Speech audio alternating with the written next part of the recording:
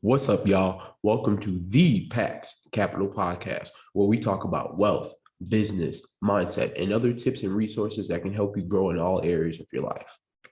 I'm your host, Preston Kyles, and let's get this show started today.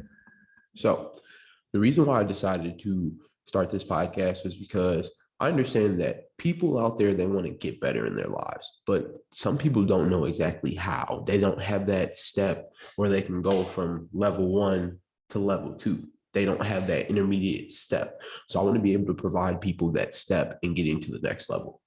And so today's first episode is actually going to be about building your credit and how I actually was able to get my brother to have $1,000 credit limit from Discover. So check this out. For those who know me, I have two younger brothers and I have credit cards. And I've always heard from my other mentors that if you want to start building wealth in your family, one of the things you should do is, if you have kids or whatever the case may be, is put them as authorized users on your credit cards. So what this means, when they turn about 15 normally, they're going to be able to have a credit card that is the same as yours. They have access to your entire credit limit and they're able to use it. And the best part about having the authorized user feature is that whatever credit limit you have on your credit card, so let's say it's like 10,000, maybe $1,000, 500, whatever the case may be, is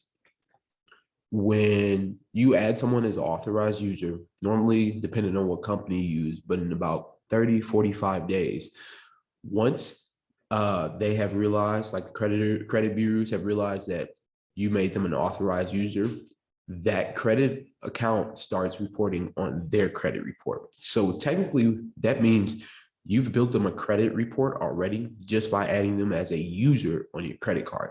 And this is going to help them get qualified for loans or other things that they want to do in terms of credit. Now, I also want to tell you, I'm no credit expert. I'm just giving you tips and resources that I have used to build my credit and to help my family build their credit. And so after I added him as an authorized user, I waited probably 4 to 6 months because I knew he was about to go to college. And I knew for a fact that if he's going to be in college, he's not going to be working all the time. And he needs something that he's going to be able to use and be able to pay off when he's not working and things like that. And plus, I want to show him how he can take that credit and turn it into cash flow. We'll talk about that in the later podcast. And so what I did was add him as authorized user, waited until he got to college. And here's what I did. So the card that I added him on, I have a Discover student card.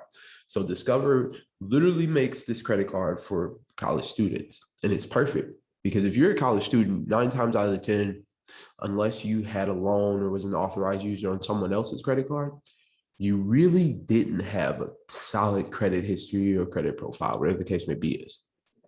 And so once he got to college and I made him apply for the card, here's another life hack. When you send someone the application to apply for the card, Discover and some other ones, I don't know if this is true for every single one, but they actually give you a referral bonus. So some are like $10, $25, $100, whatever the case may be is. So here's what I did. Once he applied, he got approved. They approved him for $1,000 credit limit right off the jump. When I first applied for that credit card, they gave me $500. 500. But because he was an authorized user on my card, I report him. It shows up on his credit report that credit card is linked in with him. Discover was like, oh, well, he's already an authorized user with us. And there could be some other things in there. I don't know the full details as to why they gave him $1,000. What I'm going to tell you, giving him $1,000 and giving him that opportunity to be an authorized user on my credit, that's going to take him further and build more generational wealth in our family than anything. And so once we got the credit card, he's got it. I got that referral bonus, and I would think it was like $25. So that was $25 they put on my credit card because I referred him to it.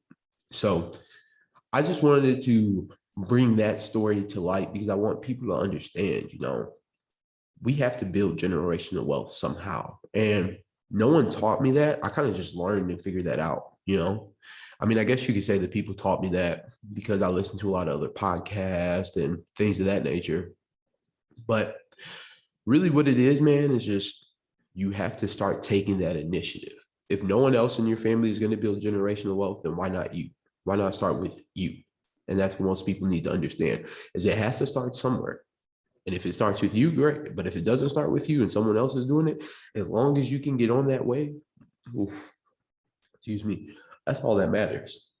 So I want people to be more aware of that. So if you have a younger brother, you have kids, whatever the case may be, is put them as authorized users on your credit cards. Now, obviously, there's a little bit more that goes into detail. Like, don't be maxing out your credit cards because that's not going to be great for them. Keep your utilization rate low, things of that nature. And really, you'll be able to help people go from here to that next level. From that level one, you gave them that intermediate step. Now they're at level two. So now that I put $1,000 in his pocket and I got paid for it as well, now I can teach him how to build more credit, maybe help him buy his first house, whatever the case, whatever he wants to do. I'm putting him on path and on track to do that.